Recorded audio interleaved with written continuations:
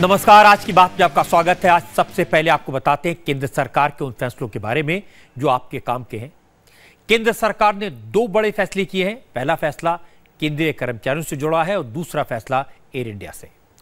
आज नरेंद्र मोदी की सरकार ने केंद्रीय कर्मचारियों की बहुत दिन की इच्छा पूरी कर दी। वेतन भत्तों को बढ़ाने का ऐलान कर दिया। 7th पे कमीशन ने सरकारी कर्मचारियों के अलाउंसेस बढ़ाने की जो सिफारिश की थी उसे आज कैबिनेट ने मंजूरी दे दी। इसका सीधा फायदा करीब 50 लाख केंद्रीय कर्मचारियों को है। सरकार ने हाउस रेंट अलाउंस में बदलाव किए हैं। अब बड़े शहरों में एचआरए 5,400 रुपए से कम नहीं होगा और छोटे शहरों में कम से कम एचआरए 1,800 रुपए होगा। जो पे कमीशन की सुझाव थे, कर्मचारियों के पक्ष में उनको स्वीकार किया गया और कुछ उनमें सुधार किया गया।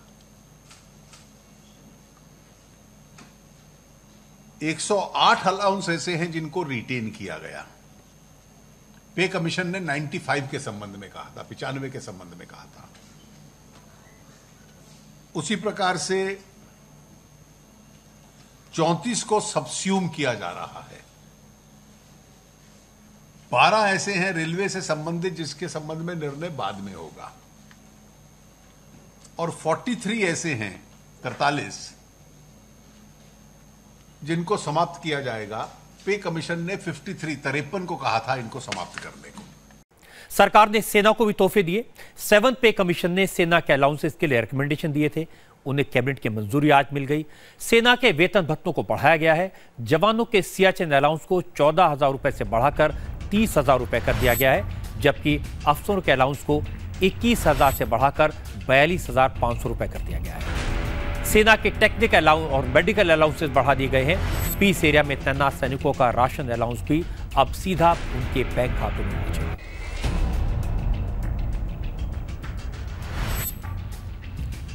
जैसा मैंने आपको बताया कि केंद्र सरकार का दूसरा बड़ा फैसला एयर इंडिया के डिसइन्वेस्टमेंट का है। एयर इंडिया लगातार घाटे में चल रही है। इस वजह से सरकार ने अब एयर इंडिया के साथ प्राइवेट पार्टनर्स को जोड़ने का फैसला किया है। इसके लिए अरुण जेटली ने बताया कि फाइनेंस मिनिस्ट्री एक कमेटी बनाएगी जो तय करेगी कि कितने वक्त में डिसइन्वेस्टमेंट होगा और इसकी शर्तें क्या होंगी। पे कमीशन की सिफारिशें लागू करने से सरकारी खजाने पर 30,700 करोड़ रुपए का बोझ पड़ेगा। इस लिहाज से ये बड़ा फैसला है। और जो दूसरा फैसला एयर इंडिया के डिसइन्वेस्टमेंट का है, इसका संकेत अरुण जेटली कई दिन पहले दिया था। एयर इंडिया अच्छी एयरलाइन है। बहुत सारे ऐसे डेस्टिनेशन हैं जहां पर प्राइवेट एयरलाइन नहीं जाती, वहां पब्लिक इंटरेस्ट में एयर इंडिया की फ्लाइट जाती हैं। लेकिन एयर इंडिया पर 50,000 करोड़ रुपए का कर्जा है। एयरलाइन लगातार घाटे में चल रही है। खर्चे कम करने के लिए सरकारी एयरलाइन होने की वजह से सख्त कदम उठाना काफी मुश्किल है। सरकार कब तक ये बोझ उठाती, इसलिए इसके डिसइन्वेस्टमेंट का फैसला किया गया।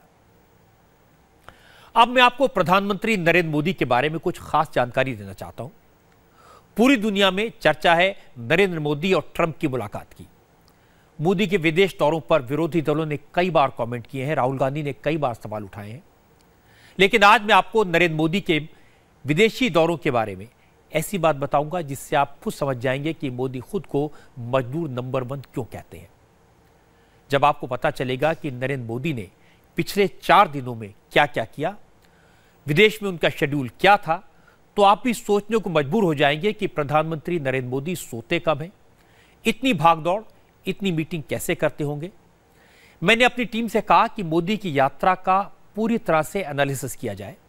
रिसर्च टीम ने जो आंकड़े बताए वो चौंकाने वाले हैं।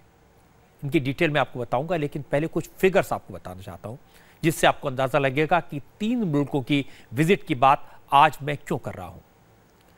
नरेंद्र मोदी ने 95 घंटे 20 मिनट में 3 देशों का दौरा किया। इनमें 33 घंटे 33 आवर्स वो प्लेन में रहे, उन्होंने हवाई सफर किया। बाकी के 62 घंटे वो लगातार काम करते रहे।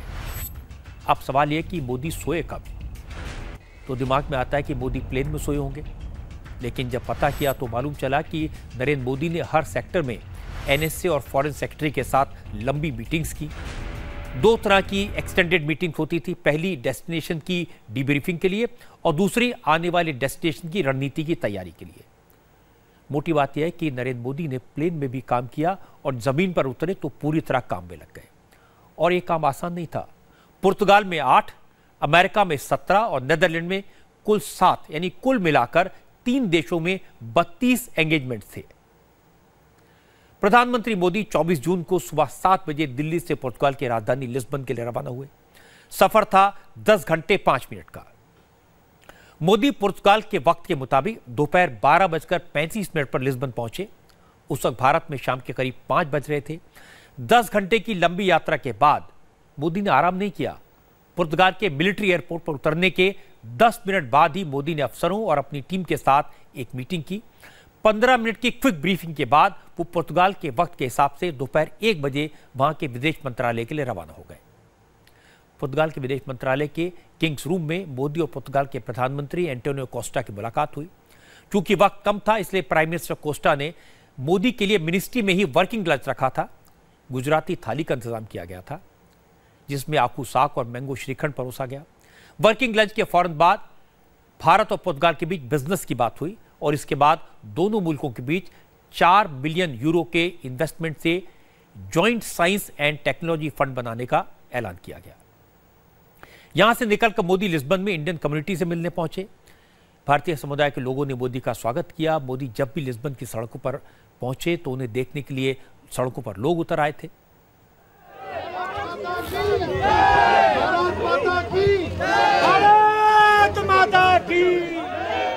मोदी के सम्मान में बनाने वाले भारतीय लोगों ने कार्यक्रम भी रखा था। शाम 5 बजे मोदी ने इंडियन कम्युनिटी के समारोह में हिस्सा लिया। यहीं से लिस्बन के मिलिट्री एयरपोर्ट के लिए रवाना हो गए। लिस्बन के वक्त के मुताबिक शाम 7:50 पर इंडिया के स्पेशल प्लेन ने वॉशिंगटन डीसी के लिए टेक ऑफ किया। लिस्बन से वॉशिंगटन सफर 7 घंटे 40 मिनट का है। इस सफर के दौरान नरेंद्र मोदी ने अमेरिका में सीईओज के साथ होने वाले इंटरेक्शन पर तैयारी की और ट्रंप से होने वाली मीटिंग की रणनीति बनाई। इस फ्लाइट में अपने मोबाइल ऐप पर आए कम्युनिटी प्रोग्राम से रिलेटेड कमेंट्स को रिव्यू किया और अमेरिका में रहने वाले इंडियन डायस्पोरा के नाम पर्सनल मेल भी लिखी। प्रधानमंत्री मोदी जब अमेरिका पहुंचे तो वहां रात के 8:30 बज चुके थे। लगातार सफर और मीटिंग करते हुए अब तक 25 घंटे से ज्यादा हो गए थे। वॉशिंगटन डीसी में मोदी एयरपोर्ट से सीधे होटल बिलार्ड इंटरकॉन्टिनेंटल के रवाना हुए। अगले दिन 25 जून रविवार था। सुबह 10:25 पर प्रधानमंत्री मोदी ने एप्पल के सीईओ टिम कुक से मुलाकात की और इसके बाद वो होटल बिलार्ड में ही अमेजॉन कंपनी के सीईओ जेफ बेजोस से मिले और कैटरपिलर के सीईओ जिम उब्लाय के अलावा जॉनसन एंड जॉनसन के सीईओ एलेक्स गॉक्सी से मिले। वर्ल्ड के टॉप बिजनेस लीडर्स के साथ ये मुलाकातें 10:55 पर खत्म हुई और इसके बाद सिर्फ 5 मिनट बाद मोदी होटल के बॉलरूम में सीईओज राउंड टेबल में शामिल हुए। अगले 1.25 घंटे में मोदी ने दुनिया के टॉप कंपनीज के सीईओज को भारत में इन्वेस्ट करने का न्योता दिया और यह समझाया कि कैसे मोदी सरकार ने इन्वेस्टमेंट के लिए रेड टेप हटा दी है, कानूनों को बदल दिया है। सीईओज के साथ राउंड टेबल मीटिंग करने के बाद दोपहर 12:15 बजे मोदी ने गूगल के सीईओ सुंदर पिचाई से बात की। सुंदर पिचाई से मुलाकात के बाद 12:20 पर मोदी वॉलमार्ट के प्रेसिडेंट डग मैकमिलन से मिले और दोपहर 1:30 पर रिट्स कार्लटन के लिए रवाना हो गए। इस होटल में इंडियन कम्युनिटी ने मोदी के सम्मान में समारोह रखा था और यहां मोदी ने लोगों को एड्रेस किया। भारत के विदेश मंत्रालय ने मानवता की दृष्टि से नई ऊंचाइयों को प्राप्त किया है। 26 जून सोमवार का दिन था। प्रधानमंत्री मोदी ने सुबह 11 बजे अमेरिका के डिफेंस सेक्रेटरी जिम मैटिस से मुलाकात की। आधे घंटे की इस मुलाकात के तुरंत बाद अमेरिका के विदेश मंत्री टिलरसन के साथ मीटिंग शुरू हुई और जैसे ये मीटिंग खत्म हुई 3:30 बजे और मोदी यहां से सीधे व्हाइट हाउस के लिए रवाना हुए। व्हाइट हाउस में मोदी और अमेरिका के प्रेसिडेंट ट्रंप के बीच आधा घंटे तक 1-to-1 मीटिंग हुई। इसके अगले 1 घंटे तक भारत और अमेरिका के बीच डेलीगेशन लेवल की टॉक्स हुई और इसके बाद मोदी और ट्रंप ने जॉइंट स्टेटमेंट दिया और फिर प्रेसिडेंट ट्रंप और प्रधानमंत्री मोदी व्हाइट हाउस में डिनर के लिए गए। ट्रंप के राष्ट्रपति बनने के बाद व्हाइट हाउस में किसी देश के राष्ट्रपति के लिए या प्रधानमंत्री के लिए पहली बार डिनर रखा गया था। डिनर के बाद प्रधानमंत्री अपने होटल बिलार्ड कॉन्टिनेंट पहुंचे और बिना आराम किए रात में ही नीदरलैंड की राजधानी एम्स्टर्डम के लिए रवाना हो गए। वॉशिंगटन से एम्स्टर्डम का रास्ता 7 घंटे 15 मिनट का है। इस सफर के दौरान मोदी ने रूटीन सरकारी फाइल्स को निपटाया और इसके बाद ऑफिसर के साथ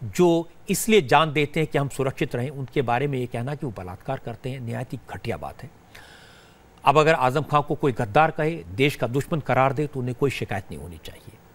और जिस दिन आजम खान ये बात कर रहे थे, ईद का मुबारक मौका था। उन्होंने ईद के मौके पर अपने साथियों को मिलने के लिए बुलाया था, लेकिन वो कैसे बहे, यहीं तक नहीं रुके। उन्होंने यहां तक कहा कि आज पूरी दुनिया में सबसे खराब माहौल कहीं है तो भारत में है। आजम खान ने कहा कि हिंदुस्तान में सबसे बदनसीब माहौल और सबसे ज्यादा निंदा करने का माहौल है। पूरी दुनिया में सबसे बदनसीब माहौल और सबसे ज्यादा निंदा और मजम्मत करने का माहौल अगर कहीं है तो हिंदुस्तान में इसलिए है क्योंकि यहाँ की सदियों की तारीख लोगों के प्यार, मोहब्बत और इत्तेहाद की तारीख है।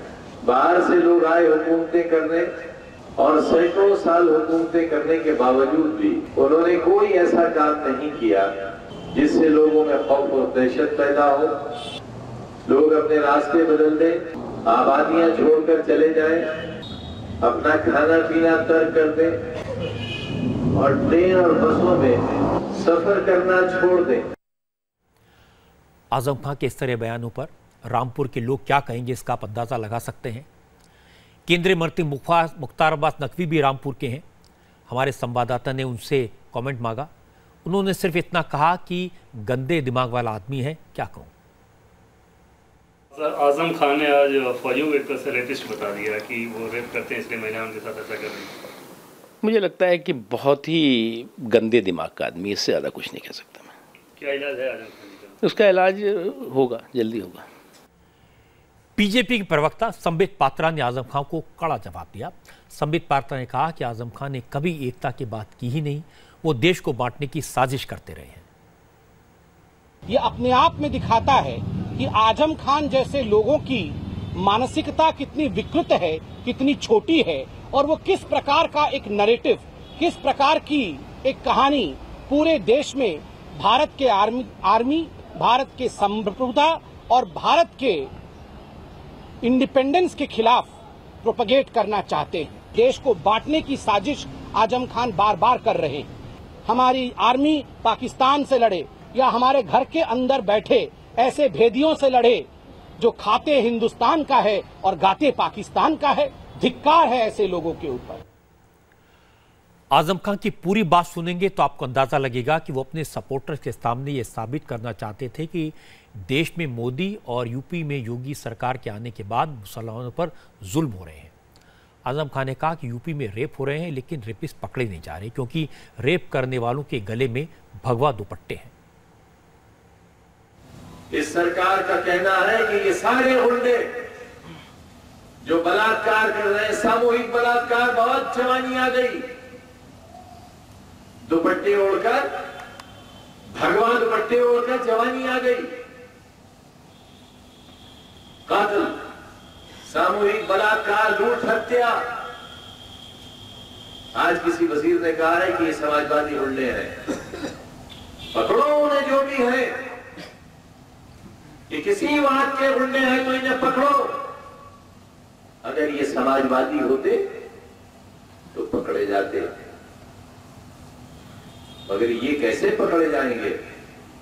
क्योंकि इनके गलों में भगवा दुपट्टा पड़ा है और भगवा दुपट्टे वाले को गिरफ्तार करने की हिम्मत पुलिस की नहीं है। अगर गिरफ्तार करेंगे तो थाना फूंक दिया जाएगा, गाड़ियां जला दी जाएंगी और दरोगा जी को दौड़ा कर मारा जाएगा। ये है कानून का राज, ये है कानून का राज।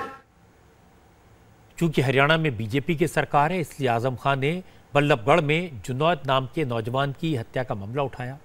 आजम खान ने मुसलमानों के खिलाफ बहुत खतरनाक खेल की बात की। जुनैद के हत्यारे कभी पकड़े नहीं जाएंगे, ये भी दावा किया। जुनैद की लाश, नजीब की लाश, पहलू खान की कत्ल और लोगों के कत्ल, ये वो है जो मंजर आम पर आ जाते हैं। लेकिन आमतौर पर जो ज्यादती हो रही है वो हुक्मरानी नहीं है, इसे हुक्मरानी नहीं कहते। बहुत खतरनाक खेल हो रहा है।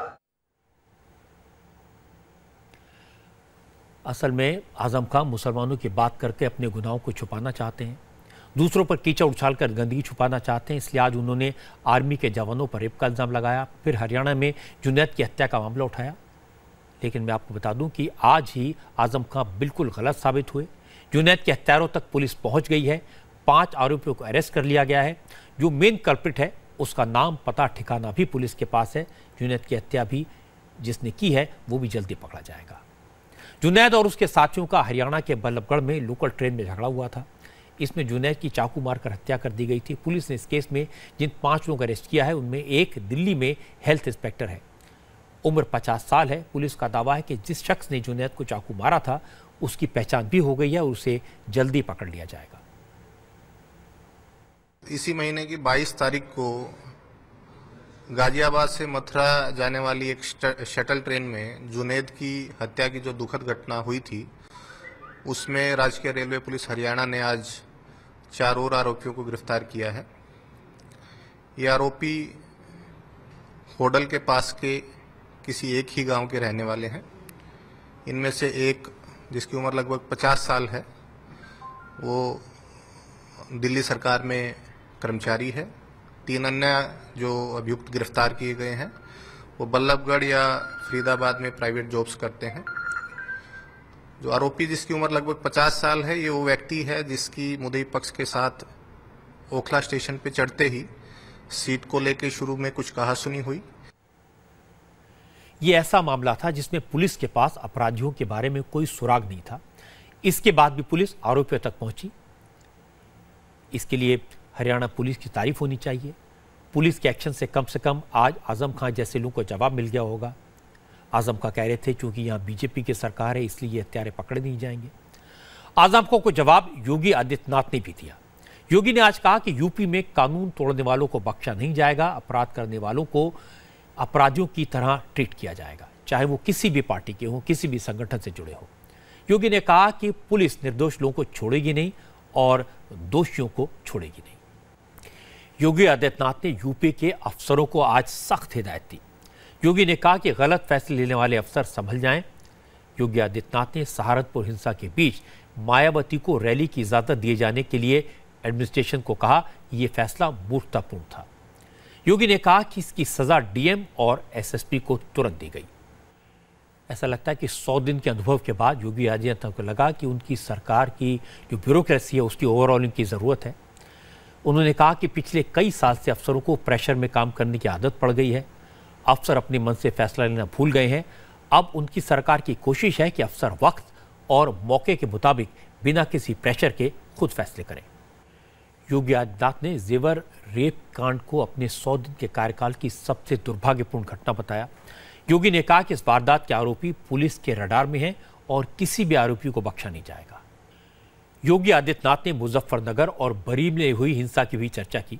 योगी ने कहा कि कानून हाथ में लेने वालों को बख्शा नहीं जाएगा। योगी आदित्यनाथ ने कल ही अपनी सरकार के 100 दिन के कामकाज का ब्यौरा दिया था, अपनी सरकार का रिपोर्ट कार्ड पेश किया था। आज उन्होंने पिछले 100 दिन में यूपी में हुई आपराधिक घटनाओं के बारे में साफ साफ बात की। अपनी सरकार की कमियों को मानना, घटनाओं को याद रखना, उन पर एक्शन का भरोसा दिलाना, ये हिम्मत का काम है। योगी आदित्यनाथ चाहते तो सारे मामलों को राजनीतिक साजिश कहकर टाल सकते थे, लेकिन उन्होंने ऐसा नहीं किया। अखिलेश यादव की सरकार के वक्त भी यूपी में बड़ी बड़ी घटनाएं हुई थी, दंगे हुए थे, लेकिन मुझे याद नहीं कि अखिलेश यादव या आजम खान ने कभी गलती मानी हो। उन्होंने हर घटना को या तो विरोधियों की साजिश बताया या ये कहा कि मीडिया ऐसी घटनाओं को बढ़ा चढ़ाकर दिखाता है, लेकिन योगी ने ऐसा नहीं किया। ये सोच का फर्क है, नीयत का फर्क है। अब मैं आपको कश्मीर में आतंकवादियों की साजिश का एक वीडियो दिखाता हूं, जिसे देखकर आप समझेंगे कि जम्मू कश्मीर में किस कदर बच्चों के दिलो दिमाग में जहर भरा जा रहा है। ये वीडियो आजकल सोशल मीडिया पर वायरल हो रहा है। ये वीडियो कहने को तो बच्चों के खेल का है, लेकिन वो कौन सा खेल खेल रहे हैं ये आप देखेंगे तो आप भी हैरत में पड़ जाएंगे। इस वीडियो से आपको अंदाजा हो जाएगा कि कश्मीर में जो दुश्मन है वो बच्चों का किस कदर निर्ममता से इस्तेमाल कर रहे हैं। ये छोटे छोटे बच्चे हैं, इस उम्र में ये आतंकियों और आर्मी की एनकाउंटर का खेल खेल रहे हैं। कुछ बच्चे आतंकी बने हैं और कुछ फौजी के रोल में हैं। ये बच्चे एक दूसरे पर नकली बंदूक से गोलीबारी करने की एक्टिंग करते हैं। इस खेल में मौत की भी एक्टिंग होती है और फिर डेड बॉडी के साथ बर्बरता की भी एक्टिंग होती है। पीछे से कोई इनका वीडियो शूट कर रहा है और वो इस पूरे खेल की कमेंट्री कर रहा है। कमेंट्री करने वाला आतंकियों को मुजाहिद बताता है और सेना के लिए अपशब्दों का इस्तेमाल करता है। हेलो फरहान, बोलो, फंस गया इधर, मेरी बात नजर खून पर हम आ गए। यहाँ पर एक मुजाहिद यहाँ पर है, देख सकते हैं आप लोग, और दूसरा आ गया यहाँ पर। यहाँ देखो आर्मी आ रहा है, यहाँ पर देख सकते हैं आप कैसे आ रहा है, बहुत ही तरफ आ रहा है ये लोग। देखो आप देख सकते हैं यहाँ पर मुजाहिदीन को ढूंढ रहा है, कहाँ है। वहाँ से जाओ, वहाँ से जाओ, वहाँ से जाओ,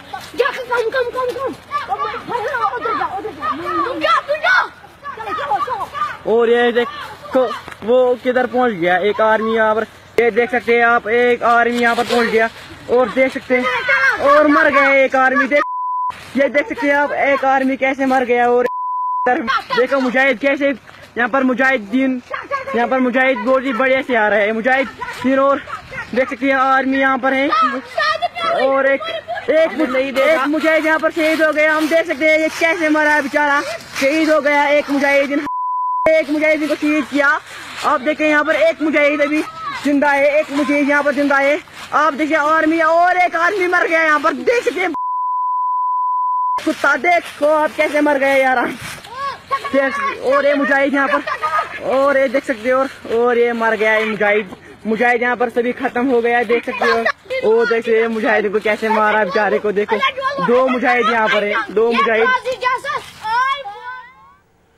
इस वीडियो को कोई नाटक कह सकता है, इसे बच्चों का खेल समझकर अनदेखा कह सकता है, लेकिन बच्चों के इस खेल के पीछे जो साजिश है उसे समझने की जरूरत है, क्योंकि साजिश बहुत खतरनाक है। आतंकवादी बच्चों के माइंडसेट को बदलने की कोशिश कर रहे हैं। आतंकवादी इसी तरह के बच्चों को शील्ड के तौर पर इस्तेमाल करते हैं। इसलिए सबसे पहले तो इस तरह के वीडियोस को सोशल मीडिया पर वायरल होने से रोका जाना चाहिए। फिर उन लोगों के खिलाफ एक्शन होना चाहिए जो बच्चों से इस तरह की एक्टिंग करवाते हैं और उनके वीडियो शूट करते हैं। विपक्ष की राष्ट्रपति पद की उम्मीदवार मीरा कुमार ने आज अपना नॉमिनेशन फाइल किया। मीरा कुमार के नॉमिनेशन फाइल करते समय कांग्रेस अध्यक्ष सोनिया गांधी, पूर्व प्रधानमंत्री मनमोहन सिंह, मल्लिकार्जुन खड़गे, गुलाम नबी आजाद के अलावा शरद पवार और सीताराम येचुरी मौजूद थे। सुबह सुबह मीरा कुमार राजघाट गई, बापू की समाधि पर फूल चढ़ाए और फिर पार्लियामेंट जाकर नॉमिनेशन फाइल किया। मीरा कुमार कल साबरमती आश्रम जाएंगी, वहीं से अपने चुनाव प्रचार की शुरुआत करेगी। मीरा कुमार के नॉमिनेशन के बाद सोनिया गांधी ने भी राष्ट्रपति चुनाव को विचारधारा और उसूलों की लड़ाई बताया। मैं मौजूदा राष्ट्रपति चुनाव में क्या कहना है? देखिए, ये हम लोग के लिए एक विचारधारा, उसूलों और सच्चाई के लिए लड़ाई और लड़ेंगे। मैं तो मीरा कुमार की हिम्मत के दाद दूंगा। वो अच्छी तरह जानती हैं कि उनकी हार तय है, उनके पास वोट नहीं है, तो भी वो पूरे जोश खरोश के साथ मैदान में डटी हुई है। आगे बढ़ते हैं। 30 जून की आधी रात के बाद देश भर में जीएसटी लागू हो जाएगा। ये देश के लिए सबसे बड़ा मौका है। इसलिए 30 जून की आधी रात को जीएसटी लॉन्च करने के लिए पार्लियामेंट में एक स्पेशल प्रोग्राम होगा। केंद्र सरकार इस कार्यक्रम की तैयारी में लगी हुई है, लेकिन विपक्षी दलों ने इस कार्यक्रम का विरोध करना आज से ही शुरू कर दिया। पश्चिम बंगाल के मुख्यमंत्री ममता बनर्जी ने इस कार्यक्रम में शामिल होने से इनकार कर दिया। तृणमूल कांग्रेस इस प्रोग्राम का बॉयकॉट करेगी। ममता बनर्जी का कहना है कि नोटबंदी की तरह जीएसटी को भी जल्दबाजी में लागू किया जा रहा है। इस मामले पर कांग्रेस का रुख अभी साफ नहीं हुआ है। जीएसटी के कार्यक्रम में कांग्रेस शामिल होगी या नहीं, इसे लेकर फैसला कल एक हाई लेवल मीटिंग में होगा। इस बैठक में कांग्रेस के सीनियर नेता शामिल होंगे। कांग्रेस समेत कई विपक्षी पार्टियों का मानना है कि जीएसटी के लागू होने से व्यापार, उद्योग जगत और छोटे कारोबारियों को नुकसान होगा। मेरी जानकारी कि कांग्रेस जीएसटी को लागू करने के मौके पर होने वाले प्रोग्राम में शामिल होगी, क्योंकि इसमें डॉक्टर मनमोहन सिंह सपोर्ट कर रहे हैं और उन्होंने कांग्रेस के नेताओं को समझाया कि जीएसटी देश के लिए ज़रूरी है, फ़ायदेमंद है, इसलिए जीएसटी के खिलाफ कोई भी बात कहना ठीक नहीं होगा। उम्मीद है कांग्रेस के नेता मनमोहन सिंह की इस समझदारी की बात को तो मानेंगे। अगली खबर दरभंगा से है। यहां कुछ एंटी सोशल एलिमेंट्स ने कम्युनल टेंशन क्रिएट करने की कोशिश की है। दरभंगा में एक शिव मंदिर में किसी ने गाय का मांस फेंक दिया था। खबर फैली, मंदिर के आसपास लोग इकट्ठा हो गए, हंगामा शुरू हुआ, लेकिन प्रशासन ने तुरंत एक्शन लिया। लोगों को समझाया कि ये एंटी सोशल एलिमेंट की शरारत है, साजिश है, वो शहर में दंगा करवाना चाहते हैं। अच्छी बात है कि लोगों को अफसरों की बात समझ में आई और उसके बाद प्रशासन ने गोमांस हटवाकर मंदिर की सफाई करवाई। हालांकि इलाके में टेंशन को देखते हुए रैपिड एक्शन फोर्स को तैनात कर दिया गया है। पुलिस ने इस मामले में फिलहाल 3 लोगों को अरेस्ट किया है और उनसे पूछताछ की जा रही है।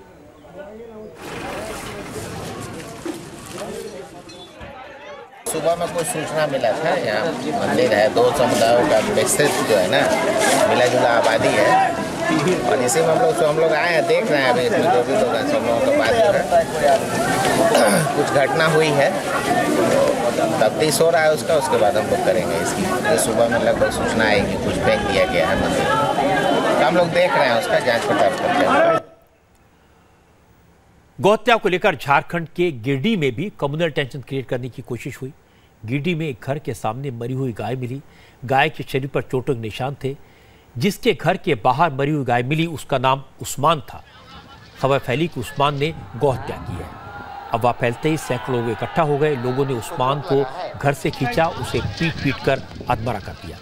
इसके बाद भीड़ ने उस्मान के घर में आग लगा दी। किसी ने यह भी नहीं सोचा कि घर में महिला और बच्चे हैं। हालांकि तब तक पुलिस मौके पर पहुंच गई। पुलिस वालों ने जलते हुए घर से महिला और बच्चों को बाहर निकाला। पुलिस जब उस्मान को हॉस्पिटल ले जाने लगी तो भीड़ ने पुलिस की गाड़ी को घेर लिया। भीड़ ने उस्मान को नीचे उतार लिया और इस बीच कुछ लोगों ने पुलिस पर पथराव भी किया। भीड़ को काबू में करने के लिए पुलिस ने लाठीचार्ज किया और जब बात नहीं बनी तो हवाई फायरिंग भी हुई। पूरे इलाके में दफा 144 लागू कर दी गई है। घटना के तुरंत बाद बड़े अधिकारी मौके पर पहुंचे हैं। पैरामिलिट्री फोर्सेस बुला ली गई हैं। डिस्ट्रिक्ट एडमिनिस्ट्रेशन का कहना है कि अब सिचुएशन अंडर कंट्रोल है। उस्मान को हॉस्पिटल भेज दिया गया है। लाठीचार्ज में जो लोग घायल हुए हैं उन्हें भी हॉस्पिटल में एडमिट कराया गया। गिरिडीह में अभी किसी तरह के हालात हैं, वहां पर हो क्या रहा है, इसके बारे में डिटेल रिपोर्ट है इंडिया टीवी के संवाददाता प्रशांत झा के पास। झारखंड के गिरिडीह के देवरी गांव में एक दुधारू गाय की हत्या के बाद लोगों का गुस्सा वहां पर भड़क उठा। लोगों ने उसमें आरोपित एक शख्स को पकड़ लिया और उसकी तब तक पिटाई की जब तक वो अधमरा नहीं हो गया। साथ ही उसके घर को भी आग लगा दी गई और वहां पर हालात बिल्कुल बेकाबू हो गए। पुलिस जब पहुंची तो लोगों ने पुलिस पर भी हमला किया और आखिरकार पुलिस को 25 राउंड फायर करना पड़ा। हालांकि इस फायरिंग में कोई हताहत नहीं हुआ है, लेकिन पूरे गांव को, पूरे इलाके को अभी पुलिस छावनी में तब्दील कर दिया गया है। गिरिडीह के एसपी और वहां के डीएम, वहां के डीडीसी, तमाम जो प्रशासनिक अधिकारी हैं वो वहां पर कैंप कर रहे हैं और हालात पर नियंत्रण करने की कोशिश कर रहे हैं। लेकिन अभी भी जो हालात हैं बिल्कुल तनावपूर्ण हैं। ये दोनों घटनाएं मैंने आपको इसलिए दिखाई क्योंकि ये आंखें खोलने वाली हैं। ये साबित करते हैं किस तरह से छोटे छोटे मामलों को कम्युनल कलर देकर तनाव पैदा करने की कोशिश की जाती है। इन दोनों मामलों में अच्छी बात यह रही कि पुलिस मौके पर वक्त रहते पहुंच गई, हालात को काबू पा लिया। लेकिन मेरी आपसे अपील है, अफवाहों पर यकीन न करें। अगर कोई इस तरह की बात करे तो पहले उसे क्रॉस चेक करें, फिर खुद कानून हाथ में लेने के बजाय पुलिस की मदद लें, पुलिस को खबर दें। पश्चिम बंगाल के पहाड़ी इलाकों में अलग गोरखालैंड की मांग को लेकर प्रदर्शन 14वें दिन भी जारी रहा। कल देर रात गोरखा जनमुक्ति मोर्चा का प्रोटेस्ट वायलेंट हो गया। प्रदर्शनकारियों ने गोरखालैंड टेरिटोरियल एडमिनिस्ट्रेशन के ऑफिस में आग लगा दी। दार्जिलिंग से 25 किलोमीटर दूर बिजनबाड़ी इलाके के एक पंचायत ऑफिस में भी तोड़फोड़ की गई। आज सुबह से ही गोरखा जनमुक्ति मोर्चा के समर्थक दार्जिलिंग की सड़कों पर उतरे। आज छोटे छोटे बच्चों ने दार्जिलिंग में प्रोटेस्ट मार्च निकाला और इन्होंने अपने शरीर को अलग गोरखालैंड की मांग से लिखे हुए स्लोगन से भर दिया था। सैकड़ों बच्चे हाथों में तख्तियां लेकर सड़कों पर उतरे। दार्जिलिंग में आज भी दुकानें, स्कूल, कॉलेज और सरकारी ऑफिस बंद रहे। पूरे पहाड़ी इलाके में इंटरनेट सर्विस सस्पेंड कर दी गई है। कल रात की घटना के बाद सिक्योरिटी सख्त है। आज सड़कों पर सिक्योरिटी फोर्सेस ने मार्च किया। कल गोरखालैंड की मांग को लेकर सड़कों पर उतरे जो प्रदर्शनकारी हैं उन्होंने जीटीए एग्रीमेंट के दस्तावेज फूके। हमें गोरखालैंड चाहिए और हम बंगाली नहीं पढ़ेंगे। क्या चाहिए आपको? हम लोग गोरखालैंड के लिए कर रहे हैं। सीआरपी लोग हम लोग को अत्याचार करते हैं।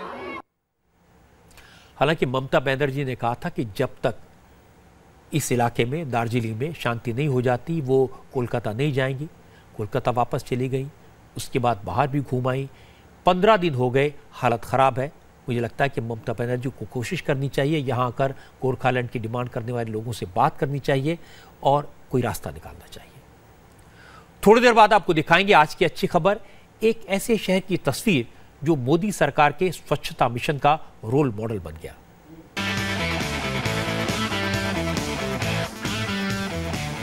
आज की बात में अब आज की अच्छी खबर। आज मैं आपको उस शहर के बारे में बताऊंगा जो स्वच्छता मिशन का रोल मॉडल बन गया। छत्तीसगढ़ में अंबिकापुर में एक भी डंपिंग यार्ड आपको नहीं मिलेगा। यहां कोई भी सड़क पर कचरा फेंकता दिखाई नहीं देगा, सड़क पर कहीं गंदगी नहीं दिखेगी। 2 लाख की आबादी है। इस शहर में अंबिकापुर को सबसे साफ सुथरे शहर का खिताब मिला है। प्रशासन की कोशिश और आम लोगों की कोशिश से इस शहर को साफ किया गया। ऐसा सिस्टम डेवलप कर दिया गया कि अब शहर में कूड़ा इकट्ठा ही नहीं होता। पुराने डंपिंग यार्ड को भी अब पार्क में बदल दिया गया है। सारा कचरा किसी न किसी काम में आ जाता है। किचन से निकलने वाले ऑर्गेनिक वेस्ट से खाद तैयार करके मार्केट में बेची जाती है। नॉन ऑर्गेनिक वेस्ट को 150 कैटेगरीज में बांटा जाता है। इलेक्ट्रॉनिक, प्लास्टिक, मेटेलिक और मेडिकल वेस्ट को अलग अलग करके इंडस्ट्रीज को रॉ मटेरियल के तौर पर सप्लाई कर दिया जाता है। इसके लिए स्क्रैप डीलर्स की भी मदद ली जाती है। इससे होने वाली कमाई को इस प्रोजेक्ट पर ही खर्च कर दिया जाता है। अंबिकापुर में ये कमाल किया एक जमाने में यहां कलेक्टर रही रितु सेन ने। इन्होंने शहर में स्वच्छता मिशन पर काम शुरू किया था, एक्सपर्ट की मदद ली थी और फिर गरीब बेरोजगार महिलाओं को ट्रेनिंग दी, सुविधाएं दी और कूड़ा इकट्ठा करने में लगाया।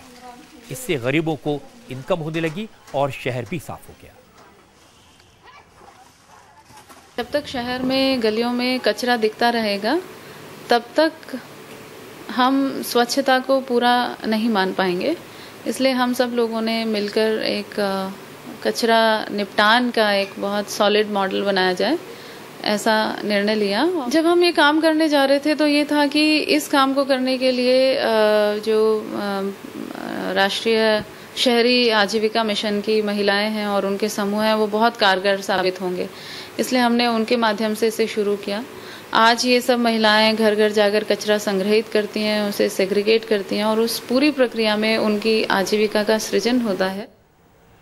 आप सोचिए अगर सारे शहर अंबिकापुर जैसे साफ हो जाएं तो इस देश का हालत क्या होगा, कैसा दिखेगा हमारा देश। लेकिन इस मुहिम में जिन्होंने असलियत में काम किया उन महिलाओं से आपको मिलवाता हूं। ये वो महिलाएं हैं जो घर घर जाती हैं, कचरा इकट्ठा करती हैं। इस टीम में 400 महिलाएं हैं, सबके पास अलग अलग इलाके की जिम्मेदारी है। सुबह महिलाएं घर घर जाकर कचरा इकट्ठा करती हैं, कलेक्शन सेंटर पर लाती हैं, फिर दोपहर के बाद उसे छांटती हैं।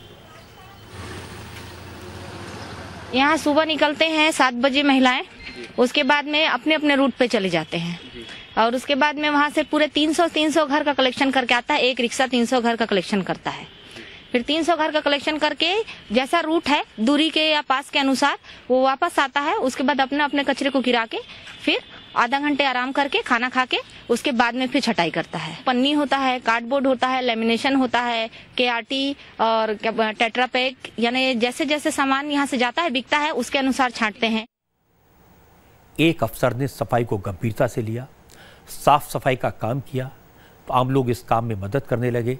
अब अंबिकापुर के लोग अपने घर के बायोडिग्रेडेबल और नॉन बायोडिग्रेडेबल कचरे को अलग अलग करके रखते हैं। पहले मैदान में फेंकते थे कचरा, फिर और निगम तरफ से आया है बाल्टिंग वगैरह, गिल्ला कचरा अलग डालते हैं और सूखा अलग, 2 बाल्टी से। नगर निगम के द्वारा सार्वजनिक स्थानों में भी इसकी व्यवस्था की गई है और मोदी जी का जो स्वच्छ भारत मिशन है उसके तहत एक जागरूकता भी बढ़ी है लोगों में। पूर्व की कलेक्टर मैडम रितु सेन ने जो चालू किया था स्वच्छता अभियान, घर घर से कचरा उठाने का जो एक छोटा अभियान चालू किया था, आज पूरे हिंदुस्तान में हम लोग प्रथम हैं। एक शहर मॉडल बना तो आसपास के शहरों ने भी फॉलो करना शुरू कर दिया। आसपास के 2 दर्जन महानगरों के नेता और अफसर ये मॉडल देखने आए, समझने आए। इसे वो लोग अपने अपने शहरों में इंप्लीमेंट कर रहे हैं। थोड़ी देर बाद आपको उस मुजरिम के बारे में बताएंगे जिसे सुबह फांसी देने की मांग हुई और शाम में उसकी मौत की खबर आई।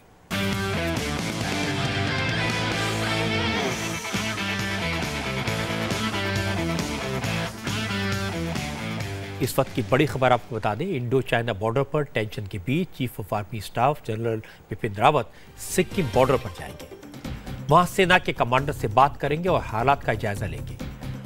2 दिन पहले मैंने आपको तस्वीर दिखाई थी जिसमें चाइनीज सैनिकों ने भारतीय सीमा में घुसपैठ की कोशिश की थी।